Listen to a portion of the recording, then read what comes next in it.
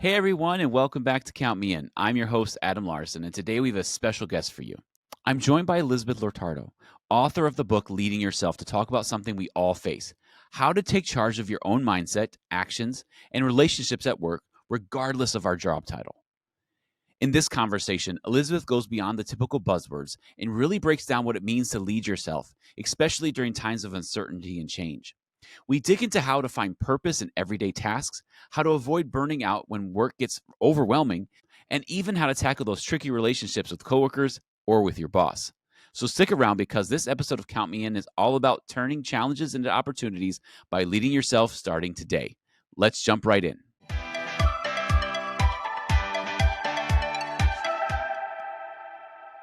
So I'm really excited to be talking about your book, Leading Yourself, today. I really enjoyed reading the book, and I think it has a lot of great practical advice for leaders, potential leaders, and even just in general. Even if you don't have anybody reporting to you, you're leading yourself. You have to lead yourself to get through the day sometimes, to get through jobs, etc. So maybe we can talk about like an overview, like what does leading yourself look like in practice, and maybe what do you mean by leading yourself? Maybe we can start there. At its core, leading yourself to me is taking ownership of how you think, how you act, and how you relate to others, regardless of the job you're in. And to your point, whether you're leading a team of 100 or whether you are only leading yourself, we know that the ability to self lead is a predictor of workplace success. So, pausing to ask, what can I control right now, even when things are swirly, is always an option. And what I hope to explore in the book is how to do that. So one of the big themes in your book is finding purpose in a normal job. Because a lot of times when you're growing up, you hear people, saying, "Oh, what is your dream job? What do you want to do? Find the thing you love, and you'll never work a day in your life." And I don't necessarily agree with that statement because everything, even if you love doing something, it gets tiring after a while. So let's talk a little bit about, what does it mean finding your purpose in a normal job? This notion of purpose is a noble one, but it has been so overinflated in the narrative around work. And I think that is for a couple of reasons. First, if you've seen that Ikigai, whatever graphic on LinkedIn where all the circles come together and what you do combines with what you love, combines with what the world needs, combined with what you get paid for, like it all looks so perfectly aligned in this graphic. And the reality is, no one has that work experience. Mhm. So to suggest it is setting everyone up for disappointment. The second reason we tend to feel an absence of purpose is because organizations have gotten the message that, oh, people want fulfillment in their jobs. And they advertise that in recruiting material on their website. They say, we have this really noble mission, and you go in with so much inspiration, and then you have to do some kind of boring stuff. And it feels really disconnected from that. So, to reckon with this, what's going on in a societal and a cultural level, this notion of purpose, and you have to feel fulfilled and you want to feel inspired when you're at work, with the reality of sometimes work is hard and annoying, is something I hope to accomplish in that chapter of how do you find purpose in a normal job, and how do you for yourself contextualize the task you're doing every day so they don't feel meaningless and so they don't feel transactional. And I think in an accounting driven profession, that's really important because the numbers matter, right? These spreadsheets are of crucial importance. And it's easy to lose sight of the fact that they help people sleep at night, they keep people out of jail. They enable businesses to make better investments, to hire, to innovate in ways they wouldn't have been able to do otherwise if they didn't have good accounting. It doesn't feel that way every day. But the more we can tie ourselves to that ripple effect, the better we experience the job that we have, even when it's boring. That's easier said than done. You have especially if you have a transactional job, like, you've just entered like the accounting profession and you're doing a lot of kind of what they call grunt work, right? You're doing the stuff that nobody else wants to do, that you're kind of learning how to do things. It's really hard to say, I'm tying myself to a greater purpose now and not become cynical. How do you manage those waters? So it works even if you're cynical. Your brain Okay. doesn't know the difference between your own like snarky, sarcastic remarks to yourself and actually believing it a lot of the time. So the saying of like fake it till you make it, Amy Cuddy has some interesting research on fake it till you become it. Even if you're Hmm. like, oh, my job is so meaningful, your brain is in a better place with that sarcastic thought than believing the true thought of my job sucks. Really? I don't mean to suggest that like every day you're gonna be like, I'm so inspired. But even just once a day, reminding yourself that, hey, I do hundreds of these reports a day for this business or for this person. This is their one. And they are placing trust in me to do it well. Like grounding yourself, even if it's for 5 minutes on your lunch break, it does play out over time in some ways that are really significant. Hmm. Wow. But I can appreciate the skepticism. Sounds kind of hokey. It does.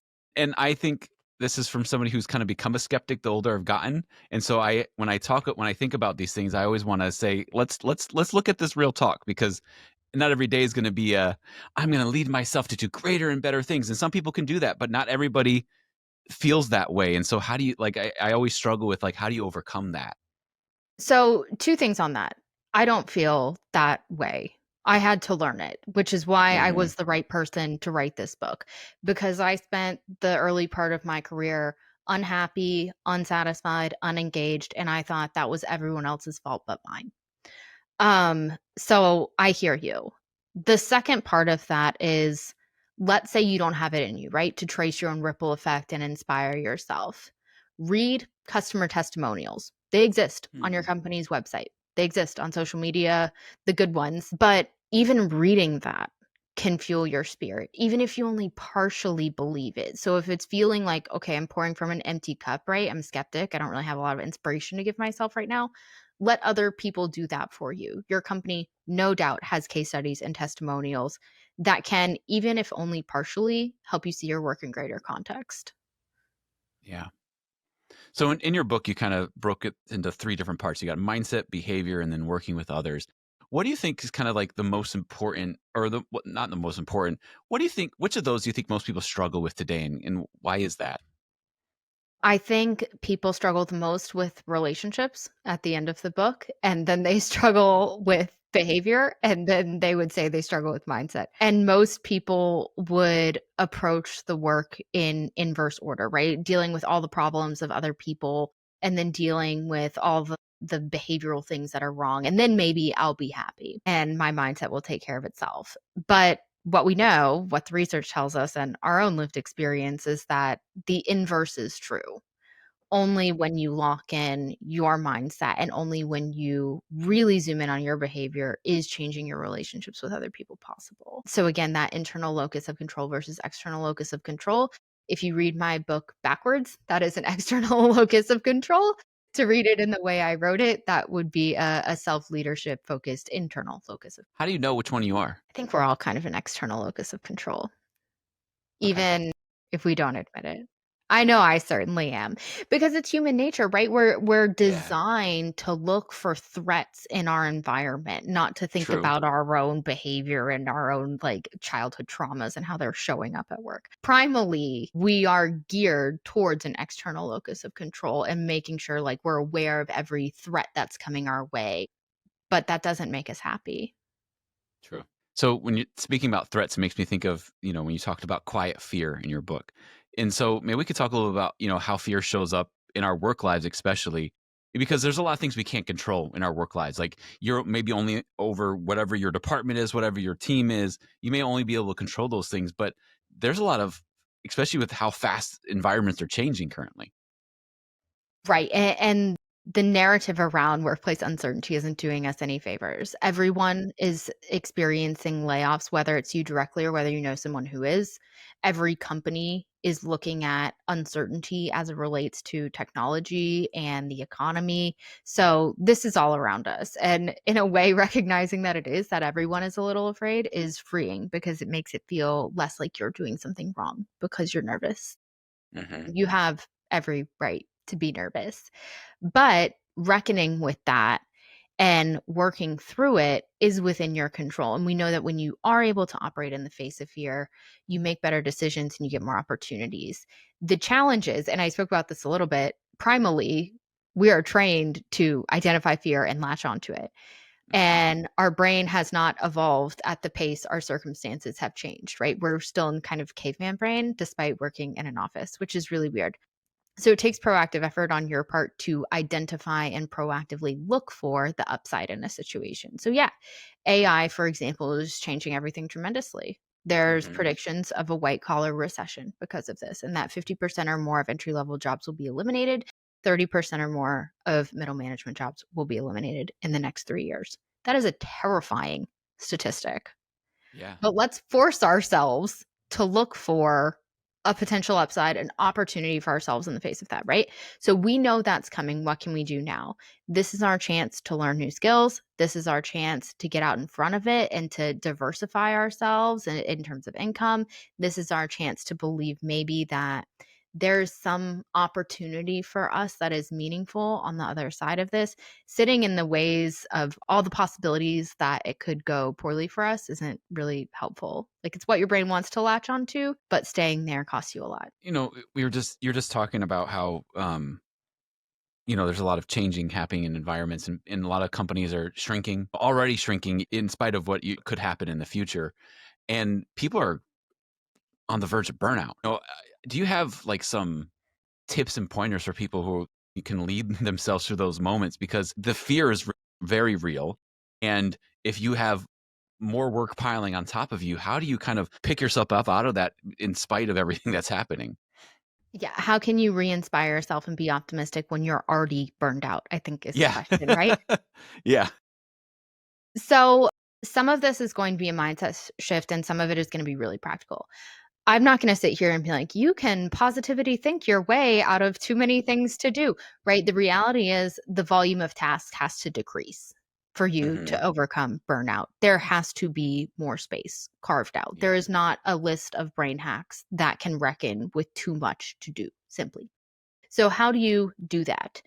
Some of it is having conversations with your manager, and that doesn't mean, "I'm burned out, I have too much to do." You can do this in a way that doesn't undermine yourself and say, "As I look at the next 6 months, what are the most important priorities for our team?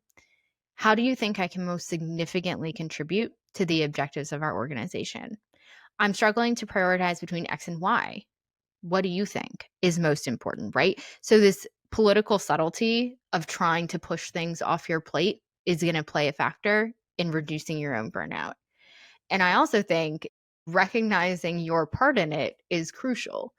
It's really easy to say, "Oh, well, everyone calls me at 9 p.m. and that's why I'm burned out." Well, who's answering the phone?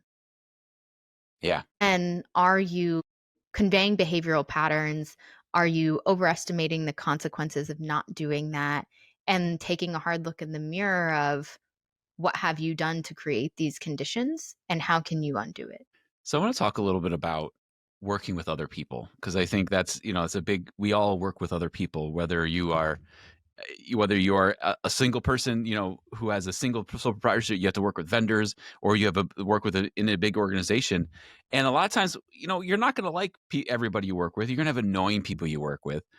So how do you kind of overcome those barriers? Because sometimes, we're human and people annoy us, and sometimes you snap at somebody, or sometimes you do those things. Not that you should, like, you can overcome that, but it's, how do you kind of overcome the just, I feel like I'm at a loss for words, because there's so much that we deal with in our jobs. You're dealing with and but then, there's workplace gossip, there's water cooler talk and all those things, and you have to kind of balance it. Sometimes, like, work feels like high school. Yeah. I think there's a song about that. It's a Good Charlotte song, maybe, "High School Never Ends." Yes, it is. And that's true, and I think the root of your question is how do you deal with all of these frustrating people that you wish you didn't have to deal with, right? I had one leader say to me, "My job is easy, it's the other 250 people here that make it hard." And I think that's painfully relatable. I wish I had, like, a Band-Aid for ridding the world of annoyance. I don't, but I have some tips to help you deal with it. And the first is to depersonalize it. And there's been a lot Mm, written about, like, hurt people, and that's easy to understand intellectually. But for me, when I started to realize that the way I treat people has very little to do with them and a lot to do with me and my beliefs and what's important to me and what I'm experiencing personally, for better or worse, I was able to grant other people the same grace and take things a lot less personally, which just helps on a fundamental level, reduce Mhm. the volume of shower speeches that you give after your workday when you take things less personally. Um, I've also seen in my client work that clear expectations tend to be the root of a lot of workplace strife. And people using language like, well, they should know, or it should be obvious that, or clearly I shouldn't have to tell them. So owning your part in setting expectations and voicing when expectations aren't met, or if you failed to set expectations, can make a big difference in some of those workplace relationships. And I think lastly, a dose of humility. Like, I'm annoying to people. We all are annoying to people sometimes. Mhm. You've given a lot of shower speeches about everyone, and rest assured, some have been given about you. And I think just recognizing that Mhm. as a natural outcome when working with a wide variety of people is freeing. It really is, and I appreciate your answer, and as you were saying it, I'm like, "Oh, yeah, I've done that too." Just real like, not making it personal, like, "Oh, so and so must have been having a bad day. Alright, moving on. I'll still email them about the thing I need them for them later," and not letting it not necessarily like, obviously, if somebody's being deliberately mean and terrible to you, you can't just say, "Oh, they're having a bad day." There's a difference in that, but I appreciate that not making it as personal. There's definitely some nuance, and I'm not saying you should tolerate injustice and assume Exactly. that everyone is allowed to treat you terribly. But I think a little bit of graciousness matters. There was this Mhm. passage in a Stephen Covey book that really stuck with me where he was talking about riding a subway train. And this dad and his four kids get on the subway train, and the kids are just bouncing off the walls, right? The dad is not paying attention to them at all. He is just standing there staring out the wall. These kids are like taking other people's food, like spilling stuff, yelling, climbing on strangers. His dad's like not doing anything. And everyone on the subway car is like, what a terrible father, right? How could he not be controlling these kids? He doesn't even care that they're disturbing everybody. And someone said to him, sir, like, your children are really disturbing everyone else on this train. And he looked up, and the way Stephen Covey writes about it is he says, it was like he came to consciousness for a first time. And he said, I'm so sorry. We're coming from the hospital. Their mother just died. I don't think Mhm. they know how to handle it, and I don't think I do either. And, like, again, you don't have to grant repeated demonstrations of Yeah. not nice behavior all the grace, but one off, you really never know. And it Mhm. wasn't that that guy was a terrible father and he wanted people to be disturbed. It was the 10 minutes that no one saw before that. And I always ground myself in that story when I get really frustrated with someone and I take something really personally, especially when it's the first time that that's happening with that person, to remind myself, like, you truly never know. Mhm. I agree. And having gone through similar things in my life, I try to give people that grace too, because you never know what happened right before they walked into this room and had that conversation with me. I think it comes down to demonstrable patterns of behavior. If someone is Yeah, repeatedly that way, even if it's for a sad reason, like they had a rough childhood, you look at that differently than one off instances. that's true. So we can't have this conversation without talking about leading up. If you search leading up in like Harvard Business Review, you're going to find hundreds of articles on there. Put it in Google, you're going to find hundreds because sometimes our bosses don't even understand the jobs we do. Sometimes they don't have understanding of what we do from day to day. So maybe we could talk a little bit about what does effective upward leadership look like and how can someone start practicing it? Because someone may be listening and saying, "Wait, I can do that." I love that you asked this question because as we see like specialization start to narrow and organizations get really wide, most people are working for someone who has not done the job they are doing. In some cases, they don't even Hmm. understand the job that they are doing. And that puts the onus on the individual contributor even more significantly to lead up. So, an umbrella message in leading up is to, if you are frustrated with your boss and some of their idiosyncrasies, dial it into the behavior of theirs you are frustrated with. We're not going to make moral failings of they just don't get it. They're so impulsive.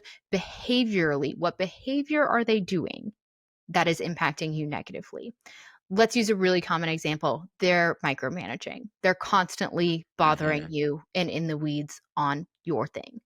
So, how can you lead up if that is the behavior you are trying to change?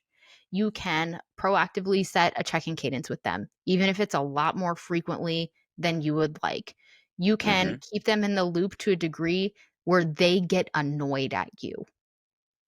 You can be so proactive in updating them that they know I'm never going to be surprised by anything. They're going to keep me in the loop on everything. And unsurprisingly, they will start to leave you alone. Mhm. Another thing you can do from your individual seat, if you are working for someone who is a micromanager, is articulate the cost of micromanagement to them.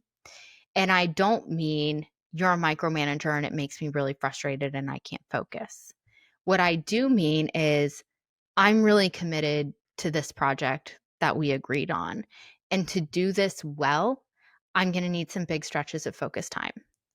Can we commit to 3 hours every other day where I can really dive in on this? And unless there's an emergency, not be interrupted. That is a perfectly reasonable request. Mhm. All three of those things will make a slight difference. Not a 180, but they build over time. And what I hope listeners see is that each of those things are completely within your control. Mhm. And none of those were a choice to, I don't deserve a micromanager. They're so annoying. I'm just going to take it on the chin and be grumpy. They're all proactive. Yeah. It is because you can spend a lot of time complaining about a micromanager. We've all I'm sure I if you've have. worked if you worked in a business, you've had a micromanager at some point in your career, and it's just how it is because at some point you're going to work with somebody like that, and that's okay. That's just how that's their managing style, but it's how you react to it. I think is the biggest thing. A lot of times we focus on what I've learned, and there's a lot of conversations I see. A lot of times we focus on what that person is doing, and we forget that control what you can and do what you can and control yourself and control how you react to it. And that goes a lot further than continuously complaining about somebody's behavior. I think it's important to recognize that as individuals, when we rehearse narratives around how much we've been wronged, how much Hmm. everyone else sucks, and how unfair it is, even if that's the truth, we pay a hefty price as Hmm. people living in that place mentally. Our Yeah. relationships pay a hefty price. No matter how nice your spouse is, they don't want to hear you complain about your job for years on end, I promise. We pay a price physically, increased levels of cortisol, reduced sleep, inability to focus and solve problems. Your brain changes when you stay in that place. So recognizing that giving people the benefit of the doubt and letting them off the hook for some things isn't of service to them, it's of service to you. It is, and it physically kind of changes your outlook on things. You're no longer negative Nancy. You're not always the one saying grumbling all the time, but you can actually grow in your job, grow in as a human, and not just kind of stay in one place, I guess. So one thing I say to a lot of my clients is after they air some of their grievances is we're going to move from emotional resentment into tactical maneuvering. I'm Mm. not going to discredit that that was unfair. I'm not going to say that it was right. We're just going to move into tactical maneuvering and what you can control because that's the only thing that's going to make a difference. And the ability to do that on the holistic and in individual situations can be profound in terms of career rocket fuel. That jump from, okay, this happened to me, instead of dissecting how unfair it is, I'm going to move into how I handle it. We talked a little bit about, how a lot of companies are letting people go, and we've talked about what people can do, when they're inside of organization and all that's happening. But what about the people on the other side of that? You've been let go of your organization. Is there advice you can give to somebody who's kind of they want to lead themselves through this kind of uncertainty and change? Because maybe they got a little, and they've got to worry about Cobra, they got to worry about insurance, they got to worry about all those things, and there's a lot of stress in those moments, and you kind of got to pull up your bootstraps and get yourself through it. Yeah, there's really no other choice to lead yourself right now because no one else is going to do it. You don't have a manager who is going to step in and lead you or some CEO who's going to tell you exactly what to do. Now it's on you. I think you raise an important point around Cobra and the logistics and the financial strain of a layoff. So much has been talked about how you need to take a pause and breathe and use this as a time to self reflect. And I think that is a hugely privileged thing to say because such a small percentage of the workforce actually has that as an option. Most people are thrust into tactical maneuvering immediately because they have to be. So if you are in that spot of tactical maneuvering, I'm not going to tell you to take a deep breath and stare at your belly button and contemplate the meaning of life. What I will say is to be strategic with your plays. And as tempting as it is to index on quantity in a job search because you feel like if I, put all these applications out, I'm going to up my odds of having the right job come to me. But what we know is that focusing on quality, focusing on bespoke applications, following up regularly, reaching out to the specific people, and zooming in drastically increases your odds of finding the right job versus quantity. Everything that is easy apply on LinkedIn is getting thousands of applications that look just like yours and probably won't be seen by a person. You Mm. have to focus. It is the only way you are going to come out of this. And it feels like it's hedging your bets too strong. Like if you only focus on 10 jobs, like that's, not enough. What if they don't work out? But focusing on 100 jobs guarantees that 100 jobs will not work out. So you saying those things kind of made me think of your chapter about when knowing when to phone it in, Yeah. and it kind of goes against that idea of hustle culture, like always trying to do things, which for some people works really well, and they're really good at that hustle, but not everybody can handle that, and it kind of I was just pulling it up because I like the quote you did at the beginning of the chapter is that the more you try to do, the less you actually accomplish, and maybe we could talk a little bit what the idea behind this is and why it's so powerful. So I wanted to call this out for a couple of reasons. Number one, I despise the hustle culture. I think it is rooted in such deep privilege and a bunch of Mm. bros, no offense, that have wives who take care of their kids and can wake up at 5 a.m. and have this like deep time to think. That's really nice for them. I think the narrative has been hijacked in a way. I also think that it sets a really unrealistic bar for Yeah. most people from an energetic perspective, and then you feel terrible when you don't meet this completely unrealistic thing. So what I wanted to do with the chapter of identify when to phone it in was talk to high achievers who don't necessarily embrace the hustle culture and have been strategic on where to place their limited energy. Hmm. And back to the quote, if you try and do everything, you'll end up doing nothing. There are parts of your job that you don't have to give your best self to. There are parts of your entire life that you can kind of phone it in. And giving yourself permission to do that frees up the energetic resource to pour into the things that really matter and that really benefit from giving your best to. Um, and it feels like kind of guilty, especially if you identify as a high performer and an ambitious person, be like, I'm just kind of gonna half-ass that a little bit. But what the data tells us is that making that proactive choice enables you to bring even better results to something that is even more important. So you're saying we can't just give 110% all the time, and that's what that person does all the time? No, sorry to the bros. You cannot. Well, maybe you can for a really limited amount of time, and maybe there's some breed of which I don't fall into that can for their whole life. But the reality is, for the vast majority of people, you will burn out in some way, and it will almost always be in an area you wouldn't have proactively chosen. You will have Mm. some health problem, you will have your relationships start to fall apart, something of the spinning plates will crash. And the question is, will you choose it or will you let it be chosen? I really appreciate that because depending where people in the era people grew up in, I know when I was growing up, it was always like, you always have to give 100%. And hearing you say, well, not everything needs your full self. That one thing, like that thing where you have to enter the numbers in for that spreadsheet for that one boss, that doesn't take your full brain. You don't have to give your full, just do it right and send it on. You don't have to, it kind of, it's counterculture with how companies and organizations are created. They are not created with that mindset because why would I tell my employee to give only 10% for this one or give a little bit? It's like counterculture. Like it's like my brain can't even process it.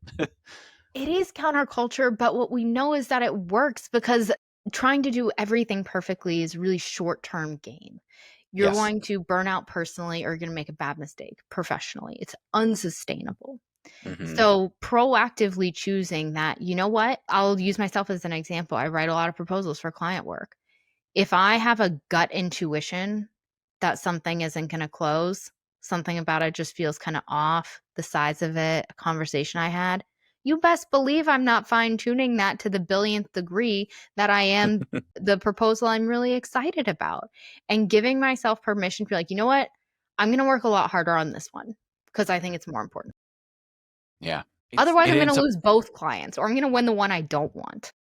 hmm So I think the shift there into I'm gonna just let some of this go and do it kind of just okay enough to get by, so I have the energy to pour into things that are really important. what if somebody's listening to you just say that and they're like, but everything's super important. Like, how do you measure things in your life? Because some of it's listening to yourself, like you're saying, like you have that feeling and you have to learn to trust your instincts, but it's not always that simple, or not that trusting your instincts is simple, but that's a developed thing that happens over time. Well, and how do you tell your boss, like, "I don't feel aligned to this. I'm going to deprioritize it." So I think the root of your question is, how do you pick and choose, right? Not just the Yes. notion that you should, but through what lenses. Is that right? Yes. Yes. So there are two lenses that I like to use in my personal picking and choosing on when to phone it in. The first is long-term value and assessing 6 months, 6 years down the line, is this going to matter? And the answer can be no, but it's something to consider. And the second lens is, what does this do to my energy? Does this completely drain me? Or does it make me feel energized? And it's not a hard and fast, like, oh, if there's no long term value and it drains your energy, you don't have to do it. Because the reality is, in a work experience, if you work for someone, sometimes you have to. Yeah.